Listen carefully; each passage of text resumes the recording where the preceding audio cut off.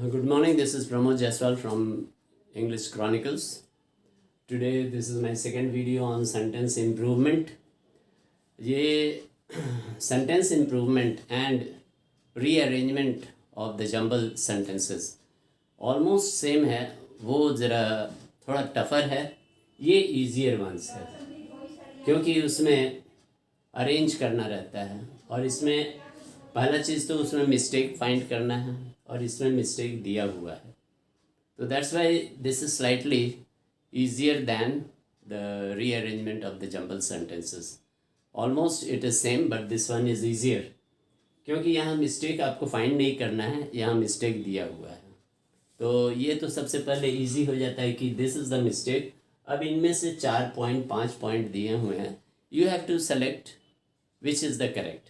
तो best way होता है कि पहले आप सेंटेंस का स्ट्रक्चर देखिए कि क्या मिस्टेक है और फिर जो नेगेटिव है, जो नहीं हो सकता है, उसको हटाइए. तो जो नहीं हो सकता वो हटने के बाद जो 1-2 लास्ट में बचेगा, then it becomes easier for you to choose between the two और it might be the last one only. तो आइए देखते हैं कि first one, purchasing at this place now depends on they coming here. अब ये जो चैप्टर है ये ऑन दे कमिंग थोड़ा अजीब सा अटपटा लगता है. अब पहले ये हम बता दें कि ये चैप्टर है जेरेंड से, तो थोड़ा सा नॉलेज ब्रीफ में हम दे देते हैं. What is gerund? तो जेरेंड जो होता है ये यहाँ पर कमिंग जो है जेरेंड है और जेरेंड होता है नाउन प्लस वर्ब. जैसे I like hunting tigers. तो लाइक फाइनाइट वर्ब है, तो लाइक ये जो होता है ऑब्जेक्ट ऑफ द वर्ब होता है हंटिंग, तो object is noun and hunting चूंकि एक्शन वर्ड है ये वर्ब भी होता है, तो verb plus noun becomes gerund in brief. अब अगर इस टाइप का हंटिंग के पहले अगर कोई प्रोनाउन या एडजेक्टिव आता है तो यही मिस्टेक है, ऑन दे कमिंग. जैसे I insist on his waiting for me. अब यहाँ हिज क्यों लगा, इसको हम बाद में थोड़ा सा डिस्कस कर लेते हैं. पहले यहाँ पर जो नेगेटिव है इसको यही करते हैं. तो ऑन देम तो नहीं होगा क्योंकि according to this rule his जो है वो पॉजेसिव प्रोनाउन है, तो जब इसको करना ही होगा, अदरवाइज हम समझा नहीं पाएंगे वहाँ. पहले इसको जानिएगा तब. पॉजेसिव प्रोनाउन है. Gerund when preceded by a noun और प्रोनाउन. जेरेंड के पहले अगर कोई नाउन या प्रोनाउन आता है तो it must be in the possessive form. Possessive माने his. This shows belonging, this shows possession. तो पहला चीज ये पोर्शन जो है दे, दिस इज रॉन्ग. ये कमिंग ठीक है तो they is wrong.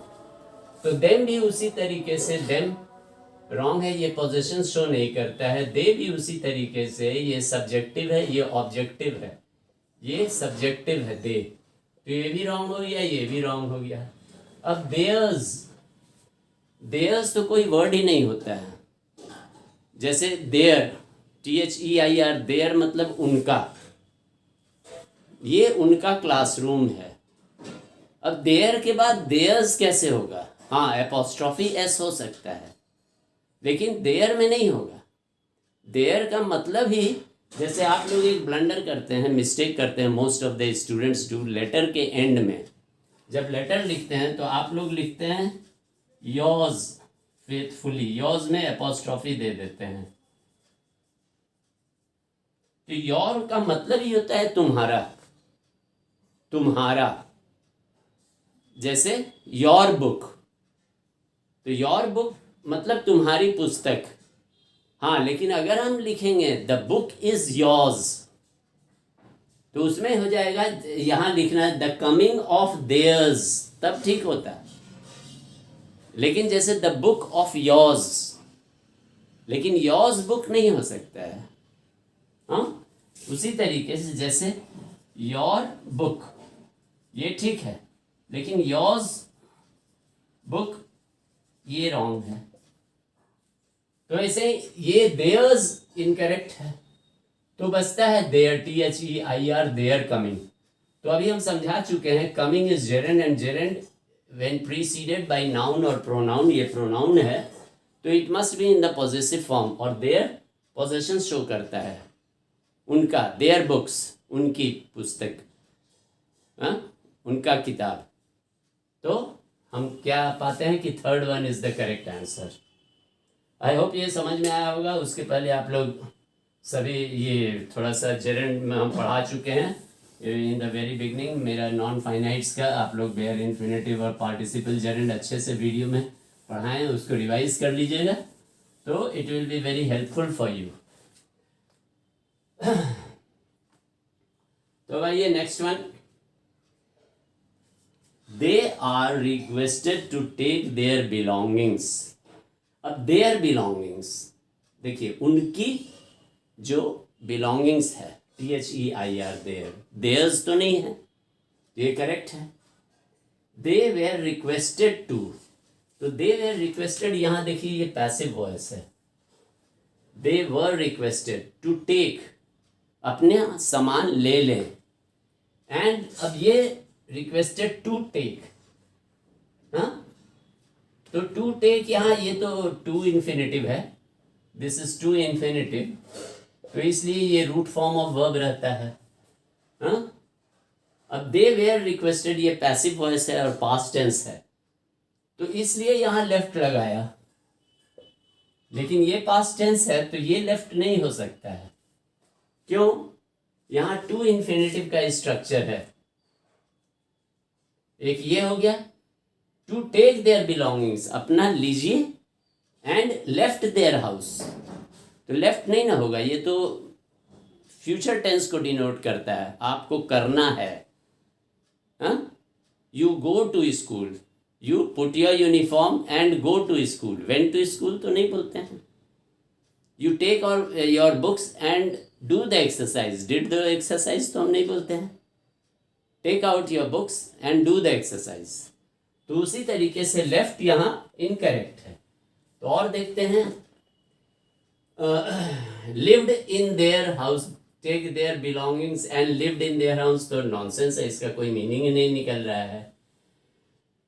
They were requested to take their belongings and left in there, ये भी नॉनसेंस है, कोई सेंस नहीं निकल रहा है, कोई भी मीनिंग नहीं निकल रहा है। लेफ्ट क्या छोड़ दिए, कोई मीनिंग नहीं निकल, अच्छा लेफ्ट इन इट्स, इट्स किसके लिए आ रहा है, ये भी रॉन्ग है, लेफ्ट भी रॉन्ग है, इट्स भी रॉन्ग है, तो नॉनसेंस है, कोई भी न ग्रामेटिकल न सेंसिबली राइट है।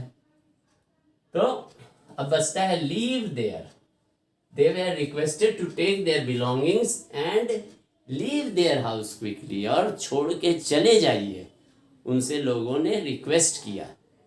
अब जो लोग भी रिक्वेस्ट किए, तो ये आंसर क्या हो जाएगा, नंबर 1, लीव देयर हाउस। ये थोड़ा सिंपल था, इजी था, एक construction of sentence only tense के बतौर है, हाँ। अब ये थर्ड वन, हाँ, the fundamental issue can't resolve. अब ये जो स्ट्रक्चर लग रहा है कांट रिजॉल्व, तो ये तो ट्रांजिटिव वर्ब हो रहा है और एक्टिव वॉइस में है। कांट रिजॉल्व व्हाट, तो बाई नहीं हो सकता है। बाई कब लगता है, पैसिव वॉइस में लगता है, हैं? जैसे the work was done by and can't be done, the fundamental issue can't resolve, तो can't resolve माने एक्टिव वॉइस हो गया, ट्रांजिटिव वर्ब, इसका एक्शन इस पे आ रहा है, तो वैसा तो स्ट्रक्चर है नहीं। can't resolve तो एक्टिव वॉइस में है, लेकिन स्ट्रक्चर बाई लग गया तो यहाँ ही तो पैसिव वॉइस में होता है, by merely discussing them with people, तो कांट रिजॉल्व बाई मिस्टेक, तो ये तो स्ट्रक्चर गलत है, ये एक्टिव है और यहाँ बाई लग रहा है पैसिव, तो मतलब इसी में मिस्टेक है। ये कुड भी सॉल्व हो जाता है, तो कुड तो लगेगा नहीं, तो ये नेगेटिव हो गया। कैन नॉट बी, बी जब हो गया पैसिव वॉइस में, तो ये V3 फॉर्म होता है, तो ये V3 फॉर्म तो नहीं है, रिजॉल्व V1 है, तो इसलिए ये भी मिस्टेक हो गया है। कुड लिखता है, ये पास्ट टेंस है, ये नॉट बी तो ठीक है, लेकिन ईडी ये V3 नहीं है, V1 है, ये भी रॉन्ग हो गया, और प्लस कुड भी है। तो बचता है कैनॉट बी रिजॉल्व, ये परफेक्ट है, तो ये पैसिव वॉइस में है, cannot be resolve in passive voice है। तो उसके लिए एक्टिव पैसिव आपको जानना पड़ेगा अच्छे तरीके से। ये फुल्ली ग्रामर है, ग्रामर से बेस्ट है। ग्रामर का रूल्स आपके दिमाग में होना चाहिए, कौन सा रूल यहाँ अप्लाई होगा वो उस समय क्लिक करना चाहिए। मिस्टेक कौन सा है, कौन सा इसमें सॉल्व, इसमें फिट बैठेगा। तो पहले स्ट्रक्चर ऑफ द सेंटेंस पर जाइए, इसके स्ट्रक्चर को समझिए। इतना जो मिस्टेक दिया है तो क्या मिस्टेक है, मिस्टेक को समझिए और फिर स्ट्रक्चर ऑफ द सेंटेंस से उसको जानिए कि एक्टिव है, पैसिव है, प्रेजेंट टेंस है, पास्ट टेंस है, it can be anything. The mistake can be from any part of the integral grammar. You have to have a know how of the grammar, rules of the grammar. उसके बाद कितना witty, कितना आप sensibly, it should click in your mind है, दिमाग में आ जाने के बाद उसके बाद इजी है। आइए तो लास्ट वन हम लोग देखते हैं। He felt sad because he had blamed. Once again ये हैड ब्लेम्ड, ये ट्रांजिटिव वर्ब हो जाता है, और ट्रांजिटिव वर्ब में ऑब्जेक्ट चाहिए। टू अदर्स मिसडीड्स, तो मिसडीड्स यहाँ नाउन है। Had blamed to others misdeeds, कुछ समझ में नहीं आ रहा है। क्या है sentence? Had blamed to others misdeeds, कुछ सेंसिबल नहीं है। ही फेल्ट सैड, वो दुखी था। Because he had blamed, past perfect है, ये पास्ट है, ये पास्ट परफेक्ट, चलिए मानते हैं पास्ट परफेक्ट होना चाहिए, इसलिए सैड था क्योंकि उसने ब्लेम किया था। लेकिन यहां तो उसने किया था इसलिए वो सैड नहीं है, वो ब्लेम हुआ था, उसे किया गया था। ही हैड बीन ब्लेम्ड, किस लिए? वो कुछ मिसडीड किया था इसलिए ही हैड बीन ब्लेम्ड। तो ये पैसिव वॉइस में आ जाएगा। हैड ब्लेम्ड में तो एक्टिव है, तो जब एक्टिव वॉइस है तो यहाँ पर ऑब्जेक्ट होना चाहिए कि ट्रांजिटिव वर्ब का एक्शन किस पे जा रहा है, वर्ब का एक्शन ऑब्जेक्ट पे जाता है। तो हैड ब्लेम्ड मिसडीड्स तो नहीं ना होगा, कोई सेंस नहीं होता है। ब्लेम किसको किया? तो मिसडीड्स को किया, इट इज नॉनसेंस। तो वाई? क्योंकि ये ट्रांजिटिव वर्ब है और एक्टिव वॉइस में है। बिकॉज ये रूल है कि only in most of the cases transitive verb he passive में चेंज होता है, और इन ट्रांजिटिव कुछ कुछ एक्सेप्शन है, ऐसे दिक्कत होती है। जैसे बर्ड्स फ्लाई इन एयर, अब इसका पैसिव क्या होगा? क्योंकि फ्लाई जो है वो ट्रांजिटिव वर्ब नहीं है, फ्लाई ट्रांजिटिव वर्ब नहीं है, बिकॉज ये object it doesn't need. Birds fly, it can stand on its own, so therefore this is intransitive verb and it does not need an object, so this cannot be changed into passive voice. In air, flown, birds are flown, नहीं बनेगा। तो you have to have a know-how of active and passive voice also. What is V3 form? Passive voice में always V3 form is used, हमेशा याद रखिए, and it should be transitive verb. In most of the cases, there are some exceptions which I will discuss when I will be teaching you active passive voice, उसमें detail में समझाएंगे। अभी brief में इतने ही याद रखिए। पहला चीज़ ट्रांजिटिव वर्ब चेंज होता है, और पैसिव वॉइस में only V3 form is used. तो आई होप मेरा ये एक्सप्लेनेशन आप लोगों के लिए काफ़ी लाभदायक होगा और आप लोग इससे बेनिफिट होंगे। इससे कुछ नहीं तो कम से कम 2-3 क्वेश्चन तो आप पॉइंट्स मार्क्स ज़रूर इससे बढ़ोतरी होगा। और अगर ये पसंद आता है तो आप लाइक का बटन दबाइए और इसका इसको प्रसारित करें, शेयर करें अमंग योर फ्रेंड्स, और प्लीज़ प्लीज़ प्लीज़ आप हमें प्रोत्साहित करते रहिए, प्रमोट कीजिए, ताकि और हम तहे दिल से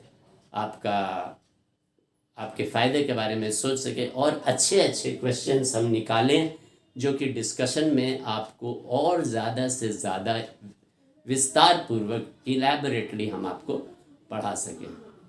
सो अगर लाइक करते हैं, please subscribe to my channel and have a nice time.